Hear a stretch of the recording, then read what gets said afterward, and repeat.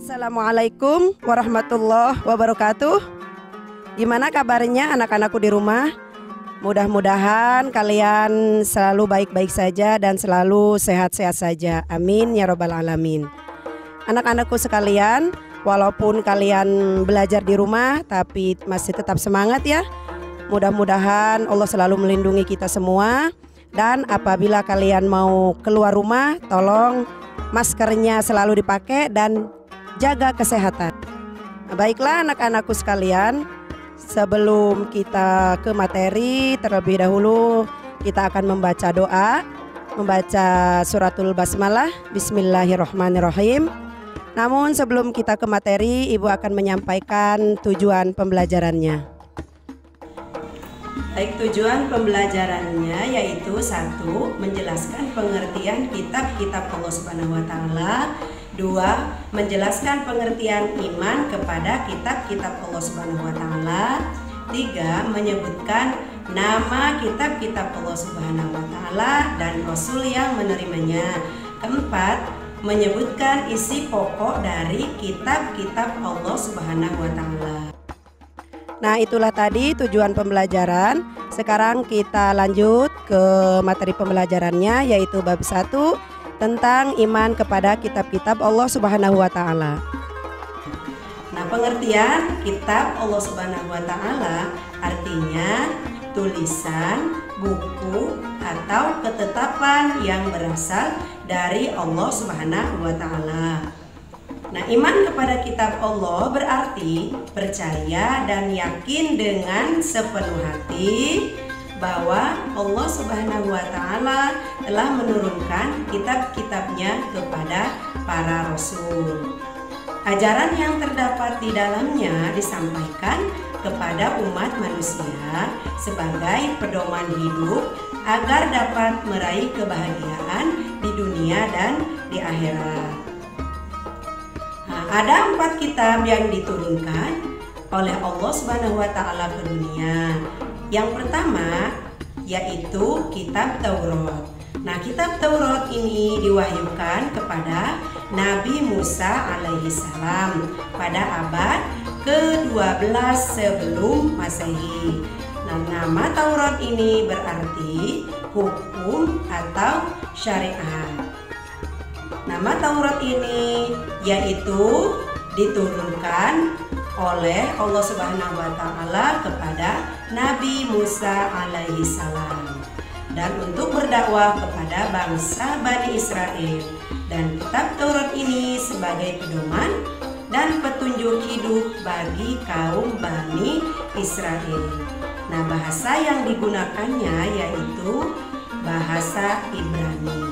Nah, isi pokok kitab Taurat tersebut yang pertama yaitu hormati dan cintai Allah, yang kedua kuduskanlah Allah, yang ketiga hormati ibu bapa, dan yang keempat tidak membunuh, tidak mencuri, dan tidak berdusta. Nah, itu isi pokok dari kitab Taurat tersebut. Yang kedua yaitu kitab Zabur.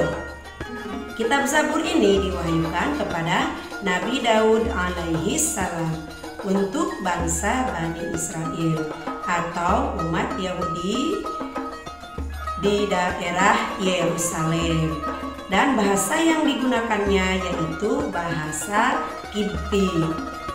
Nah, isi pokok ajaran yang terdapat di dalamnya yaitu 1. Nyanyian kebaktian untuk memuji Tuhan, nyanyian perorangan sebagai ucapan rasa syukur pada Tuhan, dan ratapan-ratapan jamaah, dan nyanyian untuk raja. Yang ketiga yaitu kitab Injil. Kitab Injil ini diwahyukan pada Nabi Isa alaihi salam pada permulaan abad ke-1 Masehi. Nah, kitab Injil ini diwahyukan untuk kaum Nasrani di daerah Yerusalem. Nah, kitab Injil ini menjadi pedoman bagi kaum Bani Isa, yaitu kaum Nasrani. Nah, kitab Injil ini ditulis dengan menggunakan bahasa Suryani. Nah, isi pokok ajaran yang terdapat di dalam kitab Injil tersebut yaitu satu, menjelaskan bahwa kelak akan datang Nabi dan Rasul setelah Nabi Isa alaihissalam, yaitu Nabi Muhammad Sallallahu Alaihi Wasallam. Nah, yang kedua, perintah untuk mengesahkan Allah dan menghapus beberapa hukum dalam kitab Taurat yang tidak sesuai dengan perkembangan zaman. Nah, yang terakhir yaitu kitab Al-Quran. Kitab Al-Quran ini diwahyukan kepada Nabi Muhammad Sallallahu Alaihi Wasallam pada abad ke-7 Masehi. Nah, kitab Al-Quran ini kitab yang terakhir diturunkan oleh Allah Subhanahu wa Ta'ala sebagai penyempurna dan membenarkan kitab-kitab sebelumnya.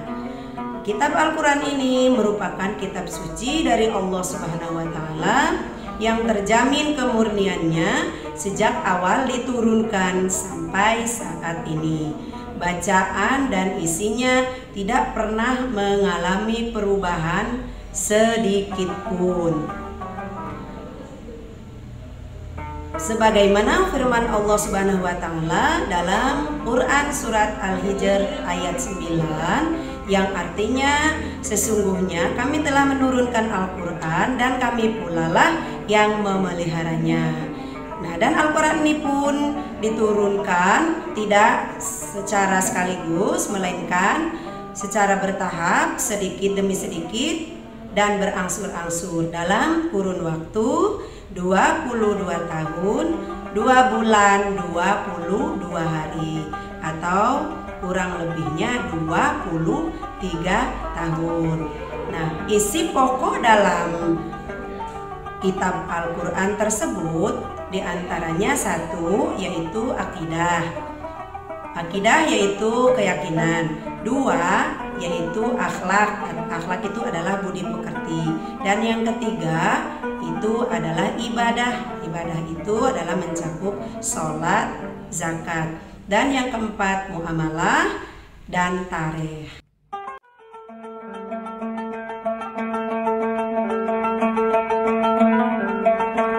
Itulah anak-anak materi kita pada hari ini. Mudah-mudahan bermanfaat dan mudah-mudahan Allah selalu melindungi kita semua. Kita akhiri dengan membaca hamdalah alhamdulillahirabbil alamin. Ibu akhiri dengan ucapan assalamualaikum warahmatullahi wabarakatuh.